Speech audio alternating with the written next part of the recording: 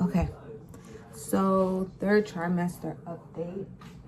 Because it's been a while, I would say I am now 36 weeks on Thursday. So like in 2 days I'll be 36 weeks. So right now I'm 35. So what's new? I no longer am at the midwifery.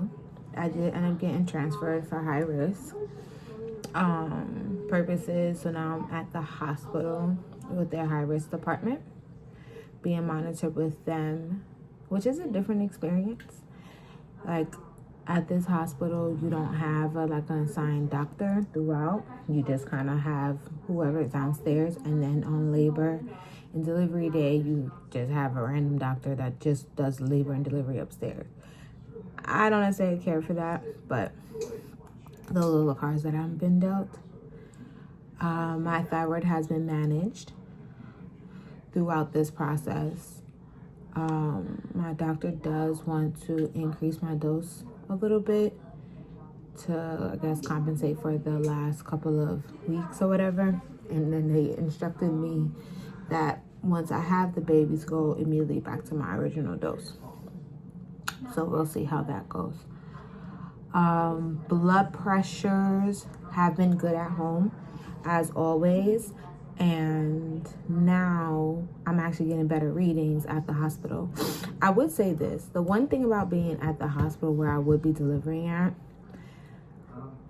it does give my body a chance to just feel like the space is safe, which has been proven to allow my blood pressures to not be as elevated when I go there time and time again. They have me on seeing the sonogram people weekly to monitor my fluids and baby's growth due to the blood pressure and the thyroid. And then they also have me going weekly due to the blood pressure and the fact that I'm on the last stretch of this pregnancy. So with that being said, I'm literally going to them twice a week, or I'm with them for so long in one day doing 2 appointments that by the time they even check my blood pressure, whatever the case may be, I'm easily 120/80 or anything less than that. So in that regard, I'm glad my body's getting a chance to almost have like exposure therapy and be less reactive in spaces that feel unsafe physically, I guess, even though logically and mentally I know I'm fine. So for that, I am grateful. I think that will allow me to have a better delivery and laboring experience. What else? Oh, so at 32 weeks, I found out the baby was breached, but no one was making a big hoopla about it because it was 32 weeks. I had an appointment last week at 36 weeks and 2 days, and that came up to where she was frank breech, which I've never heard before, but apparently frank breech is when the baby's feet are up by her face, and it's just like butt on the bottom, and her hands and everything else is up this way. So they were bringing up a possible ECV. I don't know exactly what it stands for, but essentially they would like manually turn the baby externally as an option. It's only 50% successful. You have to take a muscle relaxant, which one of the risks was like heart palpitations. And apparently the doctor was like, oh, you can also take an epidural if you want. I don't want an epidural again. So I was like, no. But if it's that painful to where I need one, do I even want to do this procedure? I don't know. And then it's only 50% effective. So I don't, at the time, really trying to just weigh my options. Like, I don't even have to do it. Granted, I basically am saying I'm going to sign up for a C-section if this baby doesn't flip. But I don't want to do that, especially knowing, like, I've struggled with my heart rate just due to, like, anxiety stuff in general. We're already going to be in a stressful situation, and then they tell me that this medication, also one of the side effects that most women tend to feel is this increase of heart rate. So I, in my mental, kind of opted out. I did find this baby spinning circuit. It takes a very long time, like almost like 30 minutes to an hour to complete. And you do it they suggest that you do it 2 to 3 times a day, to flip baby manually. I felt hopeful in doing it because they did say that she had more than enough fluid, to where they thought the ECV was going to be successful. So with that being said, I just took my chances and did this circuit from the Friday to the Tuesday, which was my next sonogram appointment. I did my sonogram appointment yesterday, which was the Tuesday, and come to find out, baby flipped. So, glory be to God. She stays there. First and foremost, she stays there. And I don't have to deal with the idea of a C-section or not, at least in the initial stages of like having to like schedule one, you know? So she's flipped. I'm doing everything I can to make her stay flipped.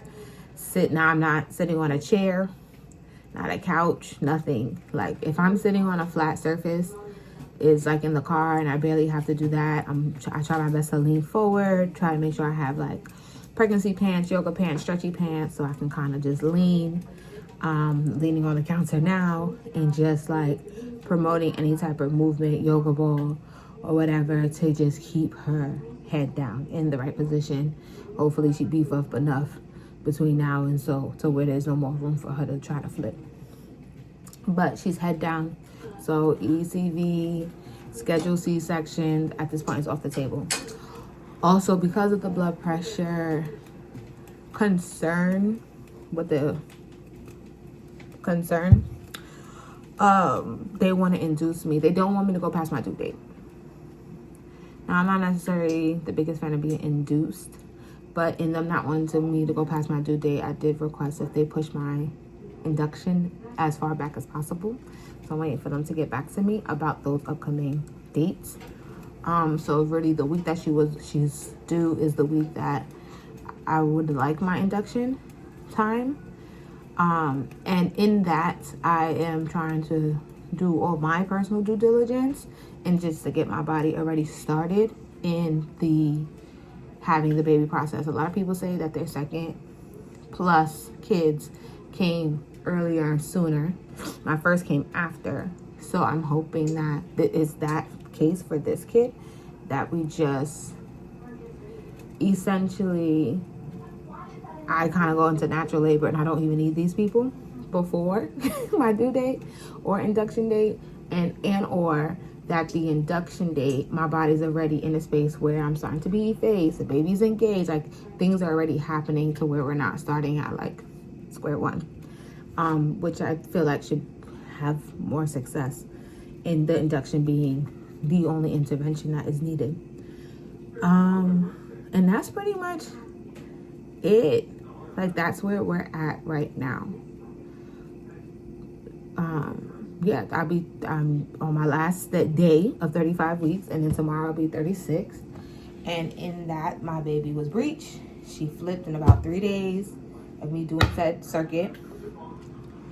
I am with the high-risk doctors now. I'm no longer with the midwives. And I'm really in the threshold of just waiting to see when baby is coming and getting my house together for her to come. Let's see if I can get a good baby bump. My feet and stuff help. But this is the bump in all her glory. Head down. And that's pretty much it. I just wanted to give an update because I feel like I've already been on here since my second trimester. In between the holidays, getting my oldest ready for school to attend that while transitioning the home for baby, and also trying to get that circuit done religiously throughout the day. I finally got some space physically and mentally to kind of do this. So yeah. If you have any questions, you could just put it down in the comments. If it's around breech and ECVs, so how did you flip your baby, whatever. That's pretty much it. I think the next time you guys may see me, I may have baby. I may come sooner if something else kind of occurs. But I'm pretty sure it's probably going to be after baby. Because I am hoping nothing occurs. But yeah, thanks for watching.